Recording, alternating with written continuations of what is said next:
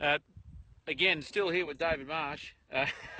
We're we're, we're standing in one of David's improved pasture paddocks, or that's what we used to call them anyway, improved pasture paddocks. David, could you tell us about this particular paddock, what's in it, the state that it's in, good, bad, or indifferent, and what we want to do is actually show you the difference between I guess the condition of pasture before a graze, and there's one just over the road that will show you that is very similar, that's already had a graze. So David, take it away. Thanks, Charlie. One of the things you can do with this sort of management is you create patterns, and I was feeling that I was always on the other side of Charlie, and I thought I'd better get on this side so it didn't look like it was too much of a pattern going on. Yeah, it's something to do with my arm getting sore, I think. But anyway, no, this what you can see behind, that's had about 160 days since there was stock in there, so it's got a lot of bulk there. You can see that there's a lot of greenery in it, and the cattle, when they come in here, are going to, well, you'll see the paddock after the cows have been through in a minute. We're going over the road where they've already grazed a paddock that was very similar to this before, when they started grazing. And you'll notice just how much of the biomass they can recycle. You know, cattle are fantastic at it, particularly cows. They'll do very well on it.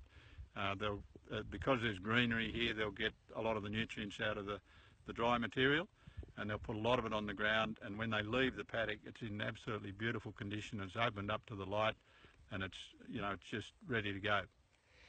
Well, we'll see you on the other side of the fence. Okay. Check out the other one. David, we're in a paddock over the road just before that was similar to this one but hadn't been grazed yet, and we looked at how much the composition of the feed and how much bulk there was. Tell us about this one and what you've done and the outcomes. Okay.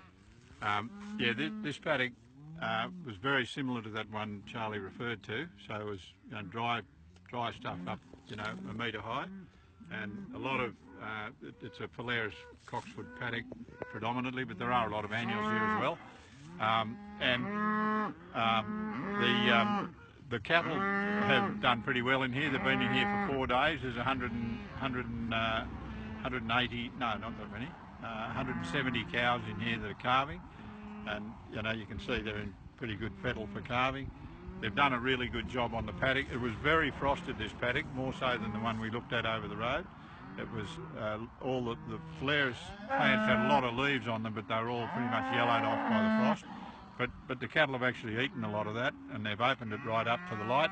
Now we've had 40 mils of rain, and it's in great condition. It's got 100% ground cover. There's a bit of dry material there, but it's going to get very active with plants getting all this light.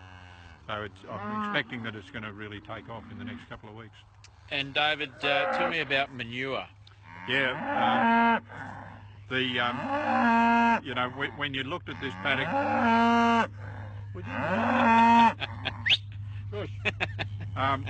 when you looked at this paddock before the cattle came in, you would have thought, oh, this paddock's very dry. That they're going to struggle to eat this material and do okay on it. But there's actually a lot of greenery in the paddock, and so they have eaten a lot of the dry stuff, and their dung pats are actually perfect. That's what you want to see. They're not piled up and dry. They're still, when they're fresh, they're looking. Thanks, John.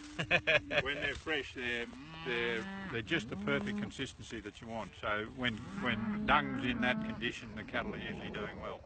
They're a bit itchy, these cows, which always happens about this time of the year. They rub on things and they look a bit moth-eaten, but I'm really happy with the way they look. And they've come through a long dry spell. They've gone through a lot of paddocks like this leading up to this paddock, but in very dry conditions. Now it's rain, the country in front of them will actually green up and do very, very well in the next few weeks.